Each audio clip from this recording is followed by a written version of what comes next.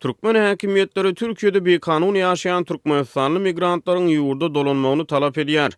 Lewapda polisiýa işgärleri Türkiýede bekanun ýaşaýan lewaply raýatlaryň Türkmenistana maşgalalaryndan olaryň ýurda dolanmagyny talap edýär. Bu barada Azatlyk radiosynyň ýurt içindäki habarçysy howpsuzlyk ýagdaýlary sebäpli atlandyrylmalyk şertine 9 ýanwarda habar berdi. Türkiýedäki wizalarynyň möhleti geçen lewaply raýatlaryň Türkmenistanaky maşgalalaryndan olaryň ýygyna dolanmagy talap edilýär. Gelmedik ýagdaýyny olaryň jinaýat jogapkärçiligine çekiljegi duýdurulýar diýip habarçy aýtdy. Onuň maglumatlaryna görä ýerli polisiýa Türkiýede bekanun ýaşaýan raýatlary Döwlet Migrasiýa Gurulunyň maglumatlary esasyny anyklady. Migrant ýakynlary bilen gurrundaşlykda polisiýa Türkiýede ýanwaryň başyna käbir türkmen raýatlarynyň adam pidalaryna getiren uly jinaýata gatnaşanlygyny aýdýar. Olary ýyda dolamak talaplary hem bu sebäp bilen düşündirilýär. Mundan beýlek beýleki raýatlaryň türk döwletine çykmagy hem kynlaşdyrylýanyny duýduruldy diýip habarçy häkimetleriň migrant howsarlaryna aýdan gurrunlaryna salgylandy. Ýanwaryň başyna käbir türkmenistanlylar adam öldürmek jinaýatyny guman edilip türk polisiýasy tarapyndan tutsak edilipdir diýip habarçy maglumat berdi.